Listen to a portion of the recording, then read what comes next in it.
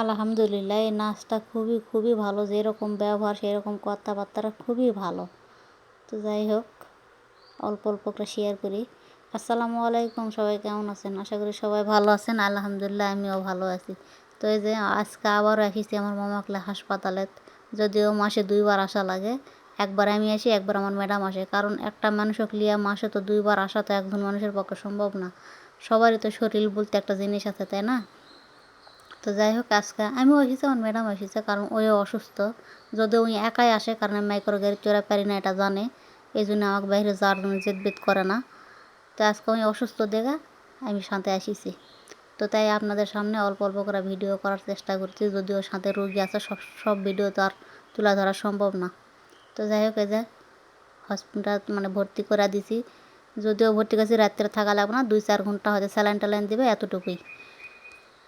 তো যাই হোক, আপনারা সবাই আমার মামার জন্য দোয়া করবেন, সব সময় যেন ভালো থাকে। যদিও বয়স্ক মানুষ, এরকমটা হবেই, এটাই স্বাভাবিক। আর এত কষ্ট যদি প্রবাস জীবনেও করি, রাতের কিন্তু 3টার সময় ঘুমাচ্ছি আর সকাল 8টায় উঠেছি। এত কষ্ট করার পরও দিন শেষে আপন মানুষের থেকে শোনা লাগে যে আমি খারাপ। আমি প্রবাসী সব মানুষের কি শোনা লাগে যে খারাপ?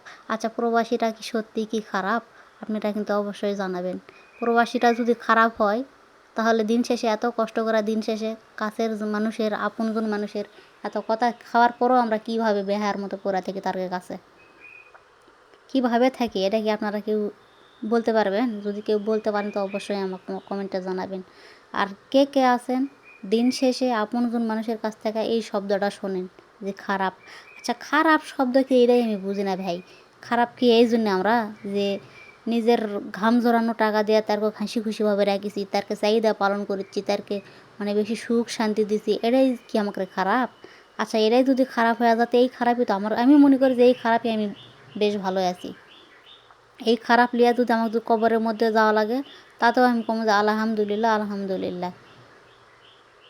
এতটুকু বলতে পারি যে এমন কিছু কাজ এই প্রবাস জীবনে করি না যাতে নিজের স্বামী, সন্তান, বাবা মার মান সম্মান যায়। এই কাজ করি না, রক্ত ঘামা খাই।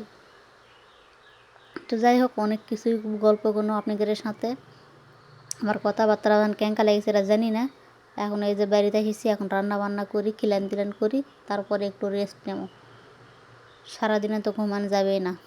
তো আপনারা কারা কারা আছেন দিন শেষে আমার মতো এই শব্দটা শোনেন, অবশ্যই কিন্তু জানাবেন। আর আমার ভিডিওটি যদি কোনো ভুল ত্রুটি হয়ে থাকে, সেটাও আপনারা না কমেন্টের মাধ্যমে ধরে দেওয়ার চেষ্টা করবেন। তো আসসালামু আলাইকুম, সবাই ভালো থাকেন। আল্লাহ হাফেজ। আজকের মতো এখানেই বিদায় নিচ্ছি।